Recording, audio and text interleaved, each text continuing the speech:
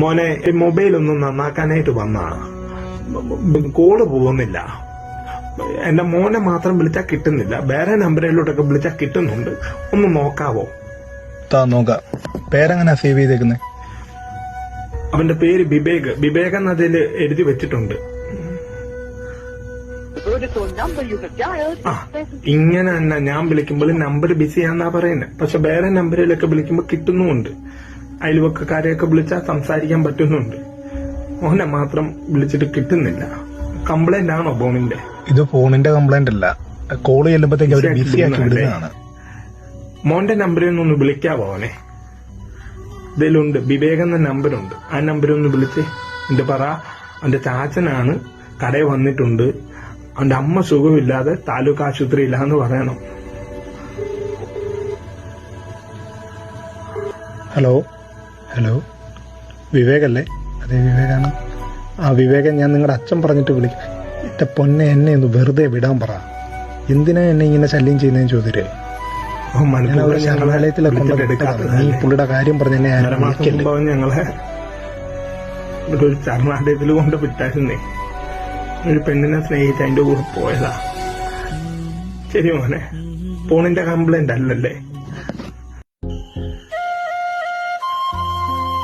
ലക്ഷ്മി അമ്മയുടെ കൂടെ വന്ന ആരാ ഉള്ളേ? ഞാനാ. ഈ മരുന്ന് എത്രയും പെട്ടെന്ന് വാങ്ങിക്കൊണ്ട് വരണം. കൂടെ വേറെ ആരും ഇല്ലേ?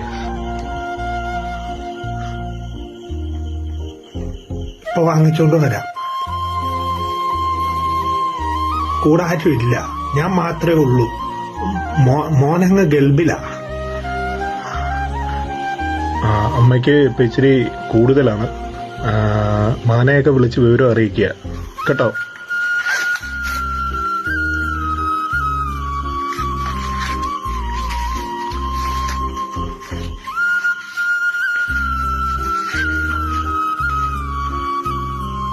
The Vodafone number you have dialed is presently busy.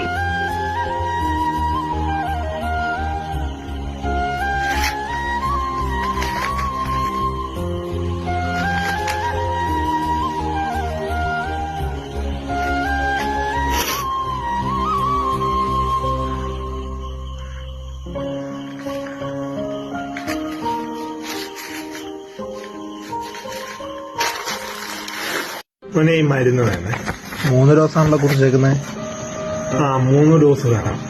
ഇതാർക്ക് വേണ്ടിയാ? ആരാ ഹോസ്പിറ്റലില്? കുടുംബമാ. അവക്ക് ആസ്മ കൂടിയിട്ട് കൊണ്ടുവന്ന. ഇത് വിലക്കൂടിയ ഇഞ്ചക്ഷൻ മരുന്നാണ്. വിലക്കൂടിയതാ അല്ലേ? അത് അർജന്റായിട്ട് വാങ്ങണമെന്നാ ഡോക്ടർ പറഞ്ഞ്. എത്ര രൂപ ആവും മോനെ? ഒരു ഡോസിന് 350 രൂപ വരും. 3 ഡോസ് ആകുമ്പം 1050 രൂപ വരും.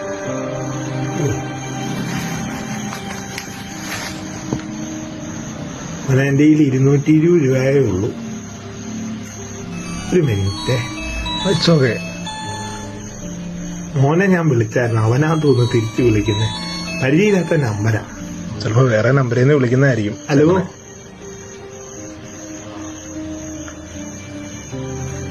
ഫോണിന്റെ കമ്പനിക്കാരാ. പാട്ട് വേണം. മോന്റെ ഒരു കാര്യം ചെയ്യാവോ? ഈ ഫോണ് വെച്ചിട്ട് എനിക്ക് ആ മരുന്ന് തന്നു വിടാവോ? എന്റെ വേറെ പൈസ ഇല്ല, മരുന്ന് അർജന്റായിട്ട് വേണമെന്നാ ഡോക്ടർ പറഞ്ഞതേ.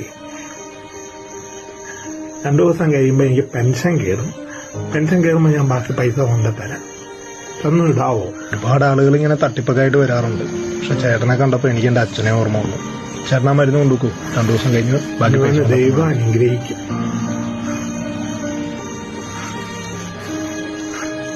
പോവാണേ.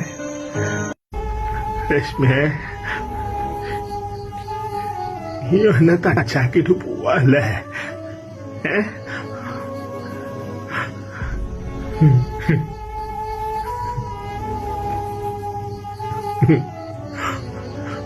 നമ്മുടെ മോനെ ഞാൻ ഒരുപാട് വിളിച്ചു, ഫോൺ എടുക്കുന്നില്ല, ബിസിയാക്കി വിടുക. നിന്നെ കൊണ്ട് ഞാൻ എങ്ങോട്ട് പോവും? നമുക്കുള്ളതെല്ലാം നമ്മുടെ മോന് വേണ്ടി വിറ്റില്ലേ? അവന് നമ്മളെ വേണ്ട.